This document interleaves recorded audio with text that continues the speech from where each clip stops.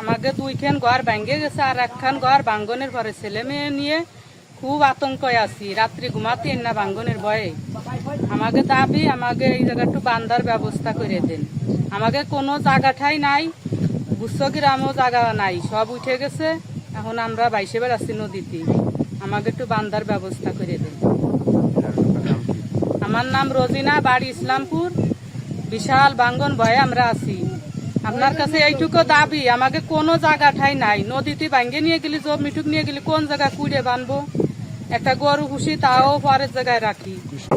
ওই যে গাছ দেখা যাচ্ছে, বড় বড় গাছ, ওই চলে আসে নদীর ভাগ। এই ভাঙতি এই আমাদের চলে আসছে, ওই পাটের ভুলটি সম্পূর্ণ আমাদের। এখন সব চলে গেছে, আমাদের বর্তমান সময় আমরা নিঃস্ব। আমাদের এই যে নদী ভাঙ্গনের যে জায়গা থেকে শিক্ষা একটা প্রতিষ্ঠান ছিল তা ভেঙে গেছে, অনেক বাড়ি ঘর ছিল সেটা সব ভেঙে গেছে। এখন এমপি মহোদয়ের কাছে আমাদের একটি দাবি যে এইখান থেকে আমাদের কিছু বাঁধের প্রয়োজন। এমপি মহোদয় এখান থেকে অনেকগুলো লোক চলে যে গুচ্ছ গ্রামে এরা করেছে। এখন আরও যে কিছু আছে, এমপি মহোদয় এসব বাড়ি ঘর নাহলে এরা কোথায় যাবে? আপনার কাছে এটাই আমাদের এমপি মহোদয়ের কাছে দাবি। ইসলামপুর গ্রামবাসী এই নদী ভাঙ্গনের খুবই অসুস্থ। প্রায় 50-60টি ঘর শুধু ভেঙে গেছিল, আরও আছে মনে হয় 50-60-800 ঘরের মতন আছে ভেঙে যায়। নড়াইল 1 আসনের এমপি জাহাঙ্গীর বিশ্বাস আলম এমপি মহোদয় কাছে আমাদের দাবি, এই যে যে নদী বাঁধের যে একটু পরিস্থিতি না নিলে আরও শত শত বাড়ি এরা বিলন হয়ে চলে যাবে। এমপি মহোদয় আপনার কাছে এটুকু আপনি দ্রুত একটা আমাদের ব্যবস্থাটা করে দিন। আমাদের এই ইসলামপুর নদীটা পূর্বপাড়া অনেক দিন ধরে যাবৎ ভাঙতিছে, প্রায় 10 বছর ধরে, কিন্তু এ পর্যন্ত কোনো কার্যকর হয় নাই নদীর কাজ। এখন থেকে আমরা চাচ্ছি যে এমপি মহোদয়ের কাছে যে আমাদের এই নদী ভাঙ্গনের কাজটা যাতে দ্রুত করে দেয়, না করে দিলে আমাদের এই জায়গাতে অনেক বিলীন হয়ে যাচ্ছে জমিখানে। অনেকগুলো লোকজন চলে গেছে গুচ্ছ গ্রামে। তারপরে এই জায়গাতে আমাদের এখনও অনেকগুলো ঘরবাড়ি রয়েছে, এই ঘরবাড়িগুলো ভেঙে যাচ্ছে। সব জায়গাতেই নদীর ভাঙ্গনে অতিরিক্ত ভাঙতিছে।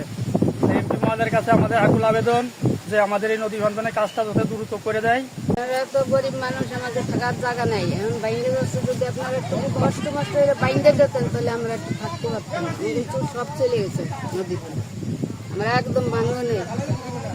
যদি একটু বাইরে দেন তাহলে আমরা থাকতে পারবো। আমাদের কোনো জায়গা জমি নাই যে আমরা থাকবো সেই জায়গায় যাই। গ্রাম ইসলামপুর গ্রাম 4 নং ওয়ার্ডে আমাদের এখানে অনেক বাড়িঘর ভেঙে চলে যাচ্ছে নদীতে, সব চলে গেছে ভেঙে চলে। আর কিছু ঘর বাড়ি আছে, তাও যদি এমপি মহোদয় যদি না এটা সিদ্ধান্ত নেয় থাকবে না, তাও নড়াইল 1 আসনের সংসদ সদস্য বিশাল জাহাঙ্গীর আলমের কাছে আমাদের একটি কথা দাবি, আমাদের এই নদীটি ভাঙ্গনের দ্রুত কাজে যাতে ব্যবস্থা নেয়, এতে আমাদের বিশাল উপকার হবে। 1.5 কিলোমিটারের মধ্যেই আমাকে বাড়ি ঘর ভাঙে সব তছ নছ হয়ে যাচ্ছে। আমাকে জমি জমা সব চলে যাচ্ছে, অনেক বসতি চলে গেছে এখান থেকে। এখন এটি আপনারা যে কোনো ব্যবস্থা নেন, বান্ধার ব্যবস্থা না নিলে আমাকে থাকাই কষ্টের ব্যাপার, আমরা থাকতে পারতেছি না এখানে। আমার নিজেরই ভাই বিরাদারের, ওই যে আমার চাচারা 2 জন চলে গেছে, ভিট ওই যে পড়ে রয়েছে। আর এখন আমার যেটুকু ভাঙতেছে আমার জমি ভেঙে চলে যাচ্ছে সমস্ত।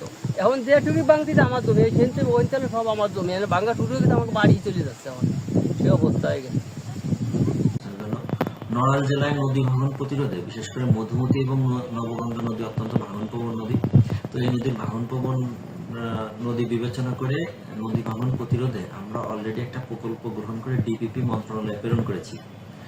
ডিপিপিটা পাস করলেই আমরা হোপফুলি ভাঙনপ্রবণ যে স্থানগুলো আছে ঝুঁকিপূর্ণ সেগুলোর বিষয়ে ব্যবস্থা নিতে পারবো।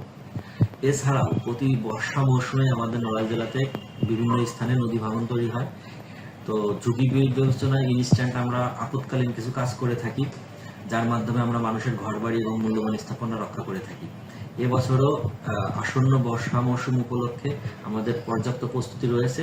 আমরা ভাঙনের সংবাদ পাওয়া মাত্র বা ওরকম ঝুঁকিপূর্ণ বিবেচনায় আমরা ব্যবস্থা নিব।